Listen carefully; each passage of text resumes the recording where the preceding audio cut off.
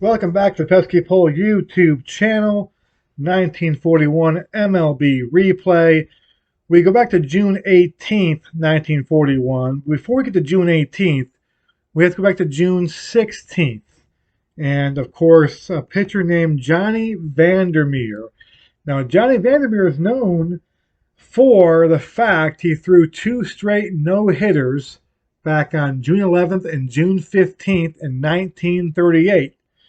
In our replay, 3 years later, he is making more history.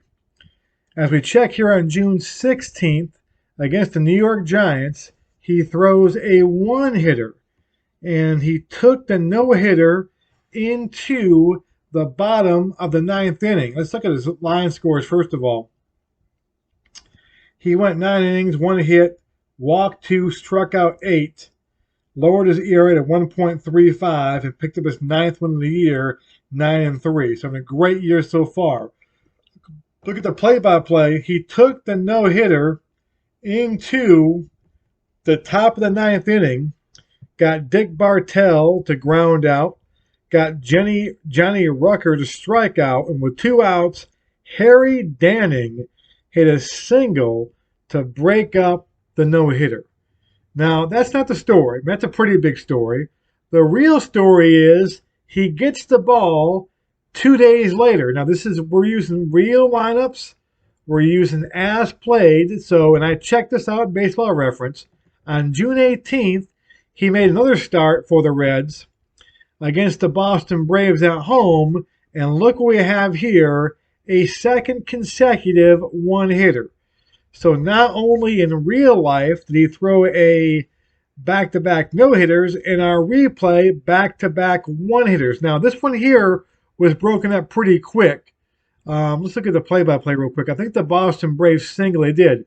Actually, the first batter of the game, Sibby Sisti, singled to start the game, and then he went ahead and got 27 outs from that point on. Let me see if he walked anybody. If he gave up, the Reds made 2 errors, so there'd be 2 base runners. He wasn't perfect after that. Let me see if he walked anybody. The 2 errors for sure, it wasn't perfect. But let's take a look here. I didn't check this one out. Okay, he walked 4 guys, but pretty unreal. So back-to-back starts. He does the job there. He's 10-3 now, and to kind of look at where he stands in the National League, he leads the league in strikeouts, 118. He's second in wins with 10, and he leads the league in ERA. So he has a chance to win the Triple Crown in the National League.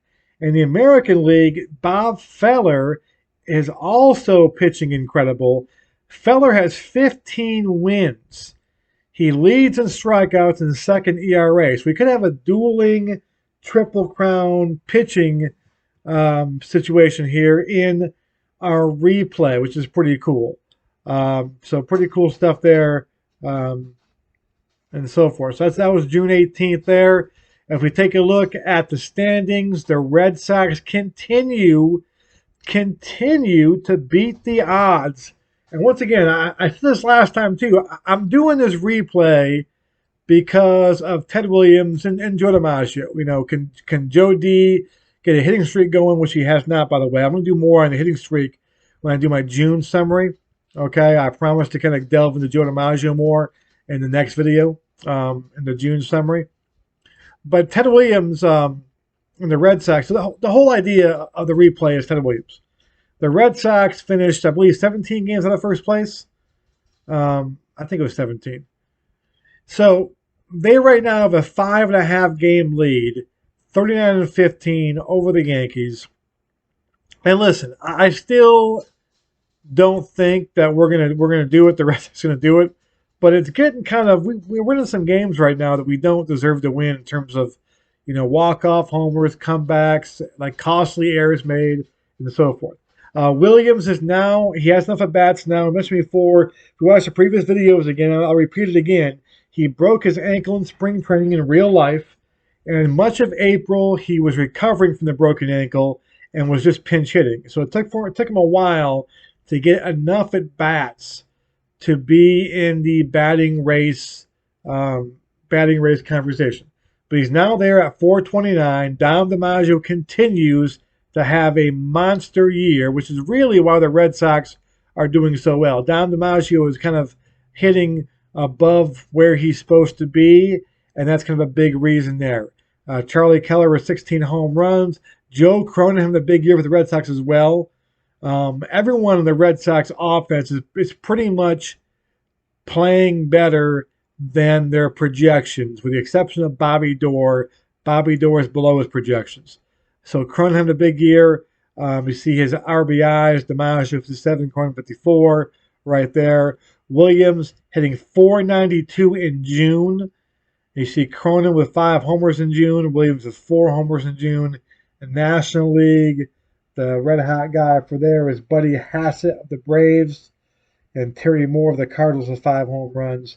Over in National League, you have Pittsburgh, who's in first place. Surprise there. The Reds, the defending champions, and then Brooklyn 4.5 back. The Cardinals 6.5 back. They're the team that is supposedly the Cardinals and Brooklyn are the two teams who are supposed to kind of be competing for the pennant race in real life. But the key thing is Johnny Vander Meer, the back-to-back one-hitters.